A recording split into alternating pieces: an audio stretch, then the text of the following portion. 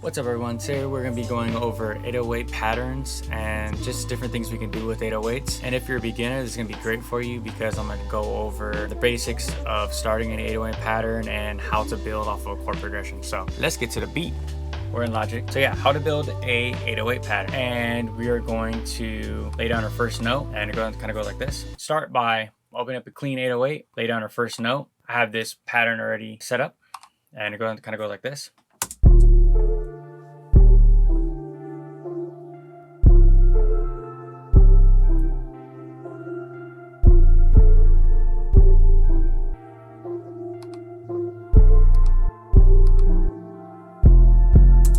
So all that's doing is just following the root note. So I'm going to delete this. What I can do is I can open up my chord progression, drag all the root notes right here, copy them, paste them.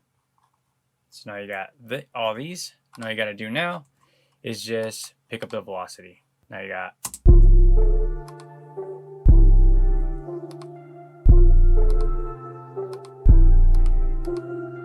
Okay, that's a start, right?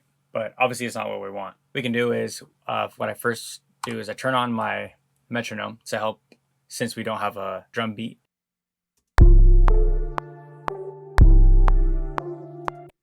So notice that this 808 is hitting right on the snare, or where the snare would be. Same here, same there.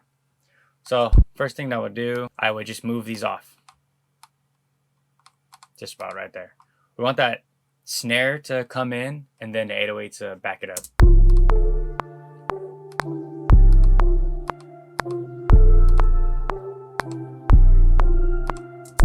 You could have one that hits on the snare, but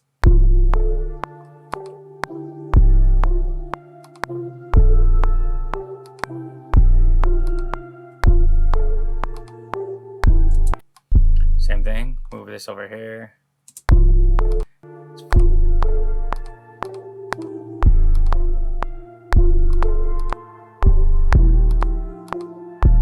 Cool.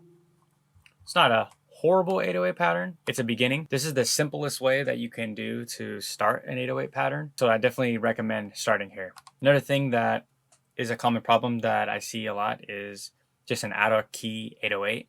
So what I do is I would select them all. On Logic, we hit Shift and Alt just to bring them up about 3 octaves and to hear it kind of like a top melody.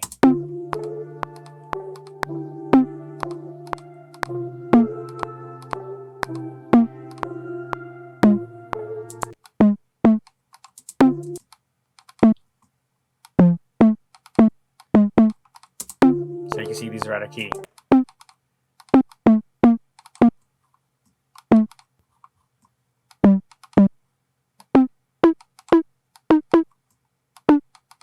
So I always double check.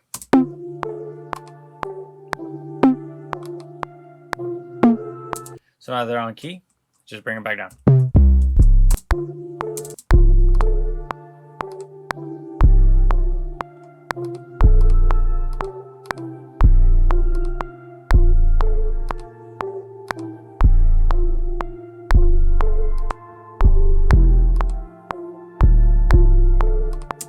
Cool. So we got a basic 808 pattern here, right? So let's spice it up. First thing I would do, I would go to my scissor tool, start chopping some things with my scissor tool. Bring this back.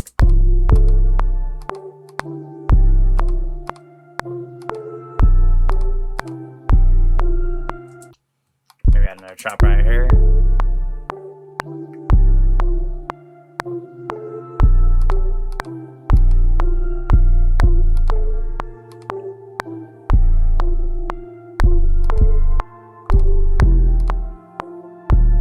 Cool, now it just has a little bit more bounce. Now, let's get a little crazy. Go back to my brush tool here. We're gonna hold Shift and Alt to pitch it up an octave. You can do this any DAW. Try here. So now we go.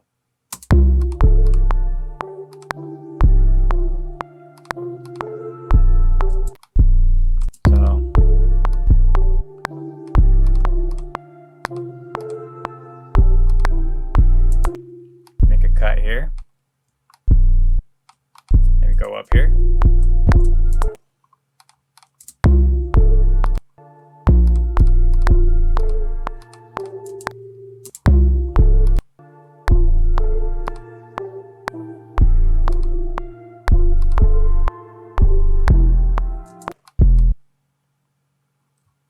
And then just play from here.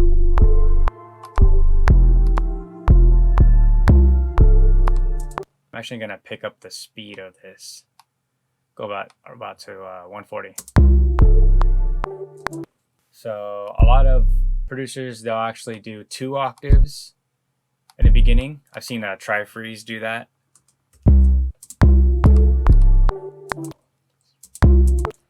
And right here, so it's not, it doesn't really sound that good. So we're gonna do a quick one, right? You can drag the end of the 808 here and then just bring it over. So now,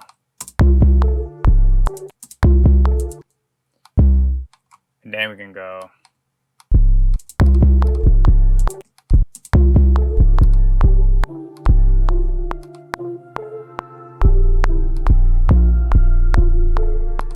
So this is how we would add like some quick bounce to the 808. It's really helpful, especially during a verse when you just want to switch something up, maybe go a little bit faster, or do this towards the end. So here's another trick. See how these 808s right here are they're just way too close together. This beat or this loop is kind of mellow.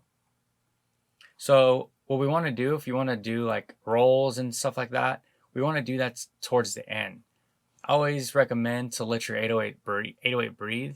So if you're gonna do some crazy stuff in the beginning, I would just take some things out. So now we have this. Or we could even go and drag this out. We drag this out so we could hear more of the 808.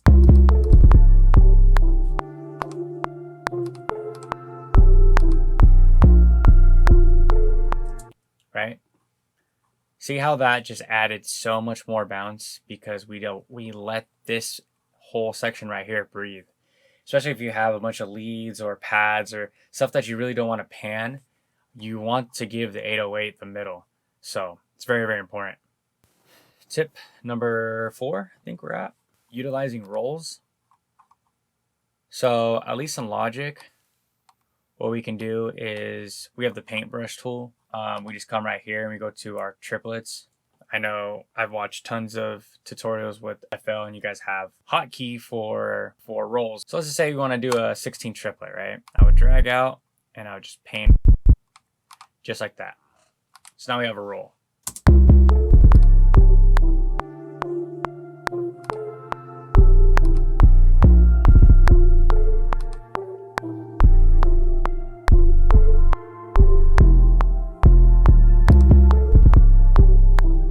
Right? Add something a little different, kind of cool. An advice that I have for these rolls, especially these really quick rolls, is press A on the keyboard and opens up the automation.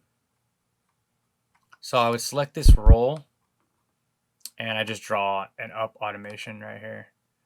Or sorry, velocity.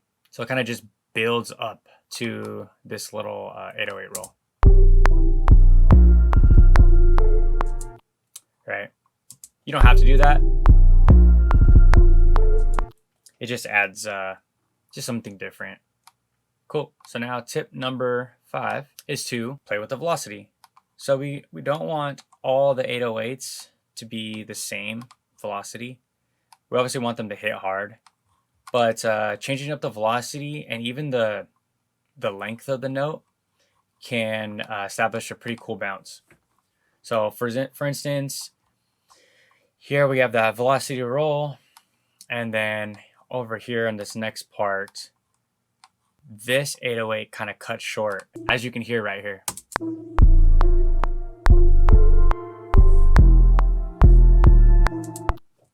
Like I said, it's something small.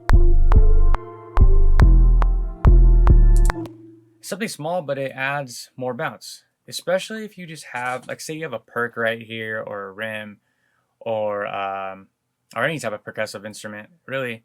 And maybe you have some reverb on it, it has a long tail, and it goes like into this. Like if you just add that, or if you just cut this 808 and let maybe that reverb tail like kind of fill in that space, you can add something cool. You know, every song or every beat requires something else. So don't be afraid to experiment. Another tip.